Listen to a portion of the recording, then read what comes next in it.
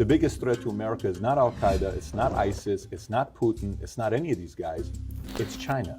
You really believe that? I believe it. I think it's the most consequential, existential threat. From 2011 to 2013, they poured more concrete than we did in the entire 20th century. Is that a factual statement? That's a factual statement. They had 100 years of bad luck and now they're back on top. They are still, in their minds, perfecting their ability to control people. At any moment, this thing could become unraveled. Who are you more concerned about, the totalitarian regime or the large technology company? Today, they have the same business model. Really? You're talking about having to change a lot of things for us to move forward. No. What you can criticize is the policies of the government that allowed for the behavior to occur in the first place. That's a strong statement, Stu.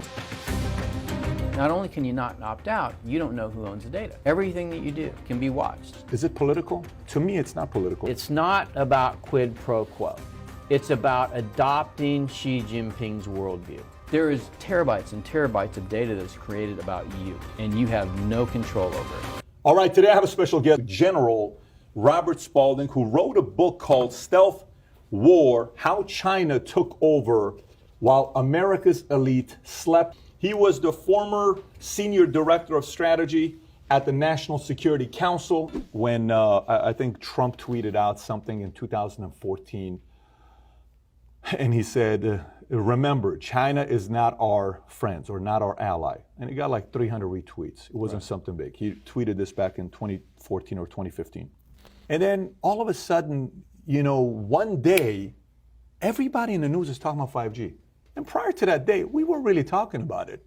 And all of a sudden, hey, we got to be the leader in 5G. I'm like, 5G?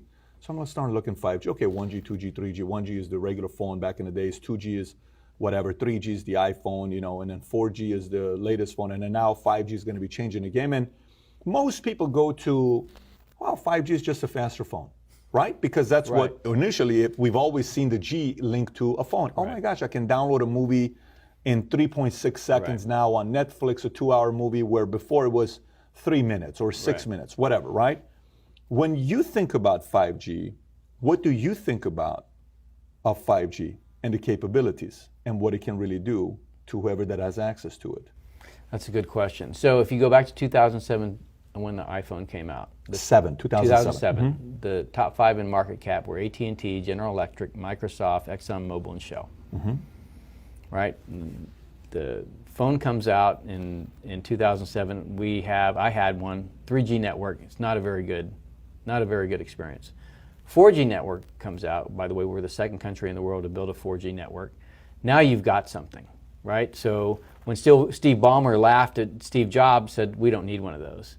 When you took the platform, which was the iPhone, and you married it up to the 4G network, which was the pipe for data, and it was a fast enough pipe, now you could create the apps, services, and business models that in 10 years led to the top 5 in market cap being Facebook, Amazon, Netflix, Google, and Microsoft, right? So the Chinese see this and they're like, the platform and the pipe.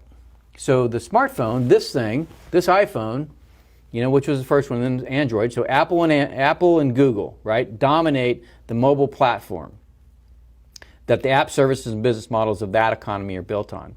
Now look at the iPhone. It's a hardware, software, tightly integrated, closed-walled system like Steve Jobs liked, and the data was encrypted. Why was the data encrypted? Why did San Bernardino happen? Because Apple's an American company, right? They know you want privacy. They encrypt their phone. So now you've got the platform, and Android also went on to encrypt their platform. So both encrypted, right? So private devices. Take the cloud away from it. Just look at the device itself. Sure. It's meant to be a private device. Why? It's American product. Fast forward, you know, to 2009. China starts to look at that. Says, okay, we want to dominate the next level, right? Not just the technology. We want the apps, services, and business models to be Chinese companies. And so Huawei gets hundreds of billions of dollars to develop 5G and ZTE. But then you have Baidu, Alibaba, and Tencent. So they're behind the Chinese firewall. They're protected. You can't have the fangs going in there. It's just the bats that control the e-economy within China. And then you start, at the same time you're developing 5G, right, the platform, and I'll get to that in a second, but you're also developing Baidu, Alibaba, and Tencent.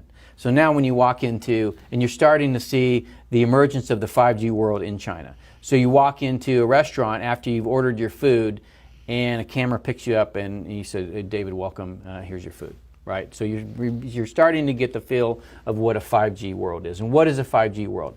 The platform is the network. So this is mobile computing paired with a pipe. 5G is computing and networking combined on the same platform.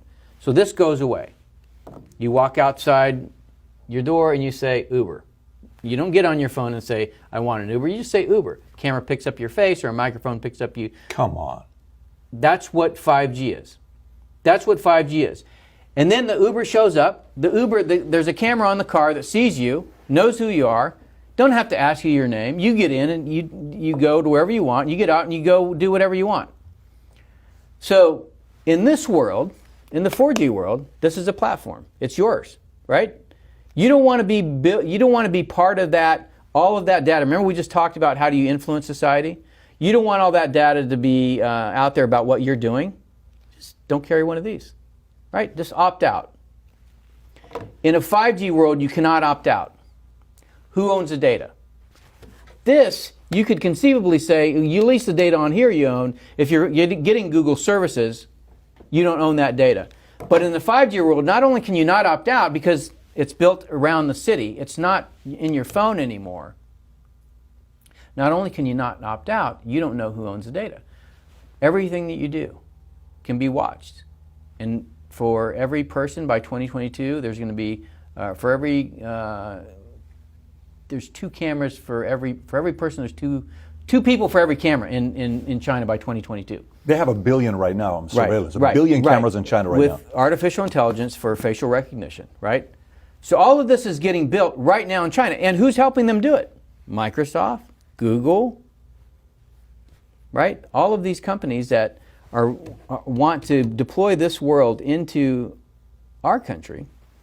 So Baidu, Alibaba, and Tencent, that's where the world goes. It goes from 2007, AT&T, GE, and Microsoft to the FANGs to the BATs, right? Who owns the pipes?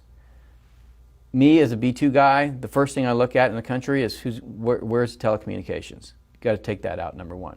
But if rather instead of taking it out, you own or control it, so Huawei builds the pipes, then because you're behind the Great Firewall, you've built the app services and business models of the 5G world. And you're, like I said, you're already starting to see that. You know, where your facial recognition is built into your interaction when you go into a restaurant or when you go into a store or when you go into a bank. You know, everything's about, you know, the device is connected. Then as you build the network, then those proliferate. So 4G network, 10,000 devices per square mile. 5G network, 3 million devices per square mile. You're not going to carry 12 smartphones. You may not even carry a smartphone. 10,000 to 3 million? 10,000 to 3 million. That's what 5G does. The connectivity explodes, right? So that allows you to put devices literally everywhere that can make your life more convenient or can track you. There's a bike in DC. It's called Mobike. Have you seen these things? They're silver and orange. Look out for them next time you're in DC. They're silver and orange, called Mobike. They had them when I was in 2016 when I get to Beijing.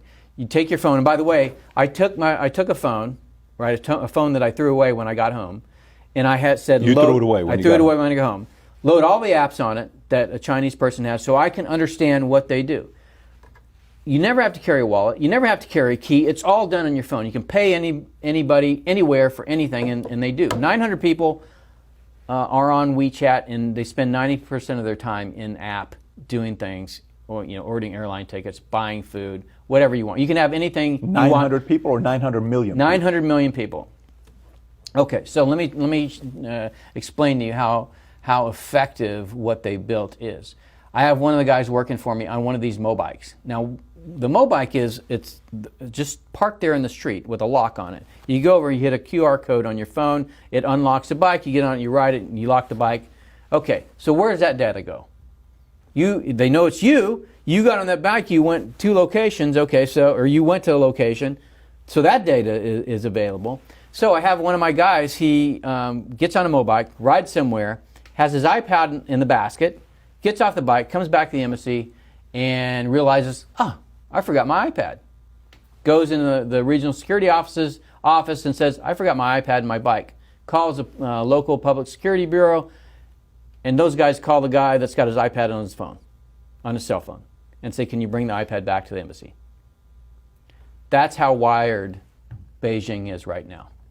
Because the news has been telling us that the cases are dropping massively in China, that Singapore has it under control. I read a whole article last night about how they're tracking everyone with their technology. They're using their mobile phones to find out who they had contact with, hunting those people down and quarantining them.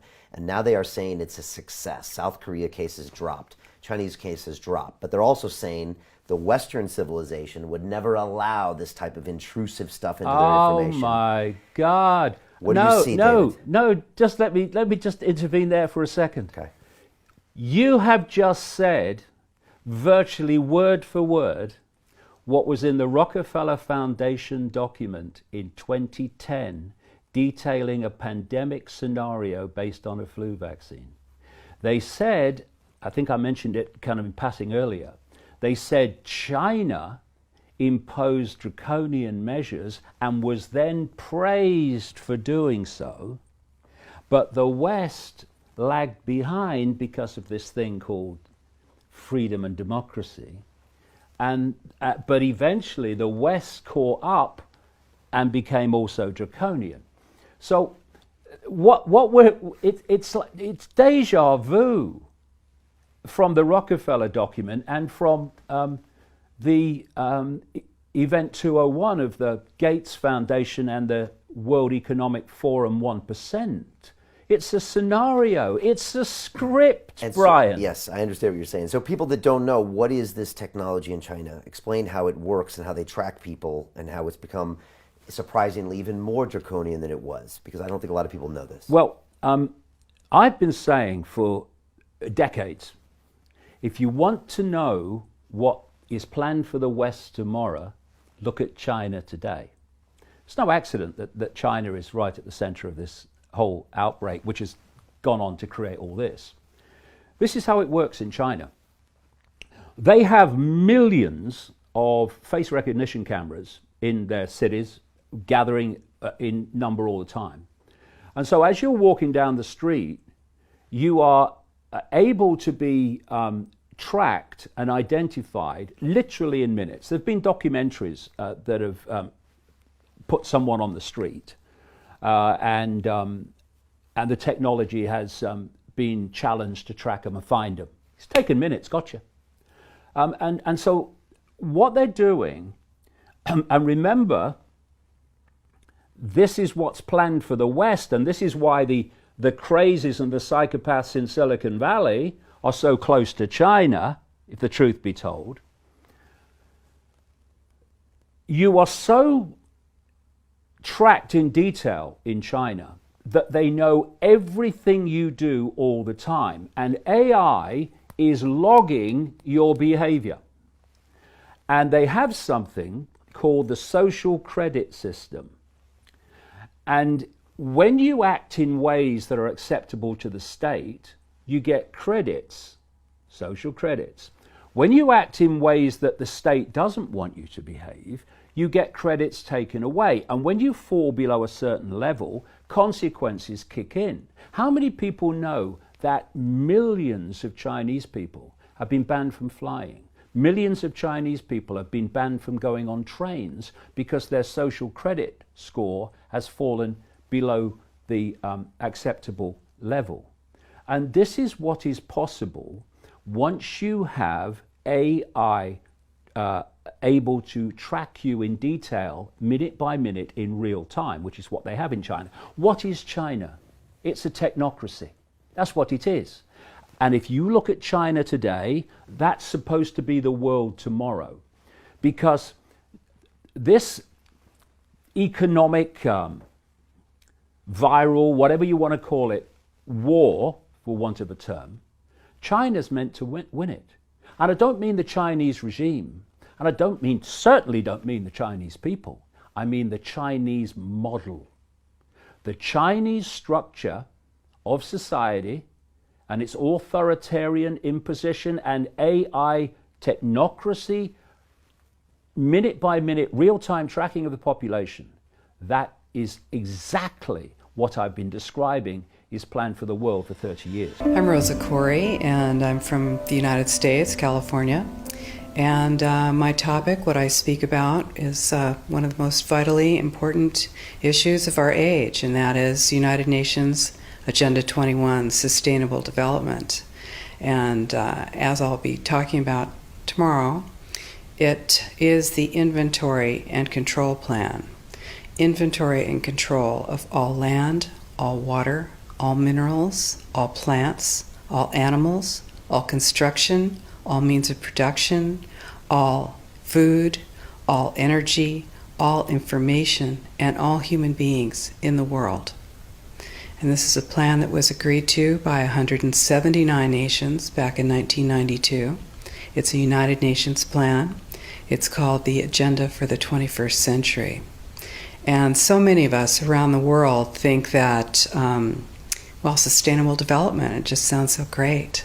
Isn't it about recycling and creative reuse and creating energy and food resources for everyone? And the answer is no, it really is not.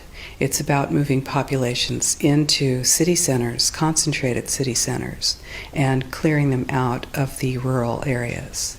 So I found out about it in a very unusual way, actually, because I spent my career as a legal witness, as an expert witness for the California Department of Transportation. I'm an expert in land use and land valuation, and my specialty is in eminent domain valuation. So, of course, I was valuing property for the government so that the government could acquire that property for road projects. And what I found about 10 years ago land, actually, it was very difficult to say what it was worth because you couldn't know what people could do with it because they were being restricted from using their property.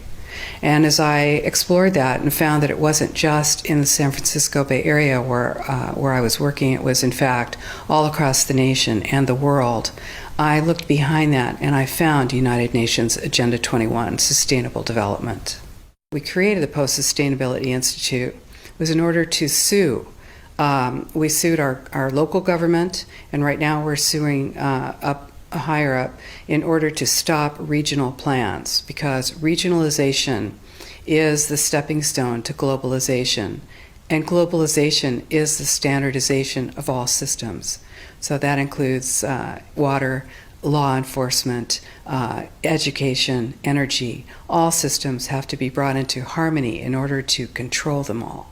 Because when systems don't meet, when they're out of balance or not in sync with one another, they can't be controlled centrally. And the goal of Agenda 21 is one world government and total control from a central unit.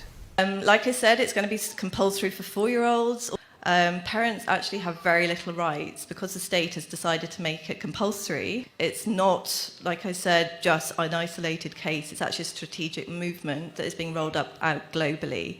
It's being pushed by the United Nations, something called Agenda 2030, that is pushing what we're calling compulsory sex education into all schools worldwide. The North American Union is the same concept as the European Union, the African Union, and the soon-to-be Asian Union, and the same people are behind all of them. And, when the time is right, the North American Union, the European Union, the African Union, and the Asian Union will be merged together, forming the final stages of a plan these men have been working on for over 60 years. A one-world government.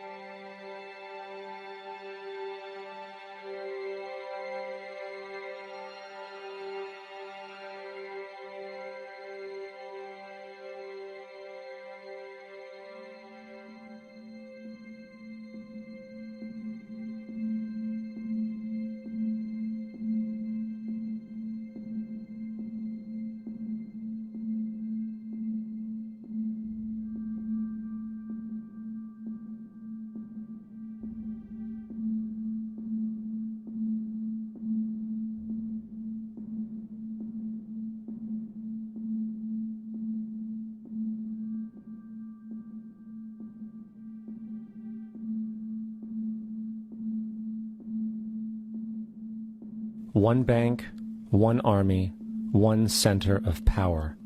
And if we have learned anything from history, it is that power corrupts, and absolute power corrupts absolutely. This is Aaron Russo, a filmmaker and former politician. To his left is Nicholas Rockefeller of the infamous Rockefeller banking and business dynasty. After maintaining a close friendship with Nicholas Rockefeller, Aaron eventually ended the relationship, appalled by what he had learned about the Rockefellers and their ambitions. I got a call one day from an attorney woman I knew, and she said, would you like to meet one of the Rockefellers? I said, sure, I'd love to. And we became friends, and he began to divulge a lot of things to me. So he said to me one night, he said that there's going to be an event there, and out of that event, you're going to see, we're going to go into Afghanistan, so we can run pipelines from the Caspian Sea. We're going to go into Iraq to take the oil and establish a base in the Middle East, and we're going to go into Venezuela and try and get rid of Chavez. And the first two they've accomplished. Chavez they didn't accomplish. And he said you're going to see guys going into caves looking for looking for people that they're never going to find. You know, he was laughing about the fact that you have this war on terror. There's no real enemy. He's talking about how by having this war on terror, you can never win it because so it's an eternal war. And so you can always keep taking people's liberties away. And I said, how are you going to convince people that this war is real? He said, but the media can convince everybody it's real. I mean, you know, it's just that you keep talking about things. You keep saying it over and over and over again, and eventually people believe it. You know, you created the Federal Reserve in 1913 through lies. You create 9/11, which is another lie. Through 9/11, then you're fighting a war on terror, and now all of a sudden you go into Iraq, which was another lie, and now they're going to do Iran. You know, and it's all one thing leading to another, leading to another, leading to another. Now, I would say to them, what are you doing this for? What's the point of this thing? You have all the money in the world you ever want. You have all the power. I said, you know, you're hurting people. It's not a good thing. And he would say, what do you care about the people for? Take care of yourself and you take care of your family. And then I said to him, what are the ultimate goals here? He said, the ultimate goal is to get everybody in this world chipped with the RFID chip and have all money be on those chips and everything on those chips. And if anybody wants to protest what we do or violate what we want, we just turn off their chip. That's right, microchipped. In 2005, Congress, under the pretense of immigration control and the so-called war on terrorism, passed the Real ID Act, under which it is projected by May 2008, you will be required to carry around a federal identification card, which includes on it a scannable barcode with your personal information. However, this barcode is only an intermediary step before the card is equipped with a Verichip RFID tracking module, which will use radio frequencies to track your every move on the planet.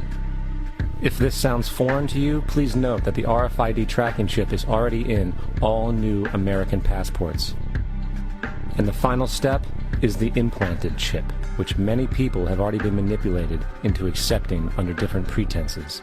We have a Florida family who are really pioneers in a brave new world. They have volunteered to be the first ever to have microchip identification devices implanted into their body. After 9/11, I was really concerned with the security of my family. I wouldn't mind having something planted permanently in my arm that would identify me. In the end, everybody will be locked into a monitored control grid where every single action you perform is documented. And if you get out of line, they can just turn off your chip, for at that point in time, every single aspect of society will revolve around interactions with the chips. This is the picture that is painted for the future if you open your eyes to see it. A centralized one-world economy where everyone's moves and everyone's transactions are tracked and monitored, all rights removed. The most incredible aspect of all. These totalitarian elements will not be forced upon the people. The people will demand them. For the social manipulation of society through the generation of fear and division has completely detached humans from their sense of power and reality. A process which has been going on for centuries, if not millennia. You had better wake up and understand that there are people who are guiding your life and you don't even know it. We're in a lot of trouble! Because you people and 62 million other Americans are listening to me right now because less than 3% of you people read books. Because less than 15% of you read newspapers. Because the only truth you know is what you get over this tube. Right now, there is an entire generation that never knew anything that didn't come out of this tube. This tube is the gospel, the ultimate revelation. This tube can make or break presidents, popes, prime ministers. This tube is the most awesome goddamn force, and woe is us if it ever falls into the hands of the wrong people. And when the largest company in the world controls the most awesome goddamn propaganda force, who knows what shit will be peddled for truth on this network. So you listen to me. Listen to me. Television is not the truth. Television is a goddamn amusement park. Television is a circus, a carnival, a traveling troupe of acrobats, storytellers, dancers, singers, jugglers, sideshow freaks, lion tamers, and football players. We're in the boredom-killing business. But you people sit there day after day, night after night, all ages, colors, creeds. We're all you know. You're beginning to believe the illusions we're spinning here. You're beginning to think that the tube is reality and that your own lives are unreal. You do whatever the tube tells you. You dress like the tube. You eat like the tube. You raise your children like the tube. You even think like the tube. This is mass madness, you maniacs. In God's name, you people are the real thing. We are the illusion.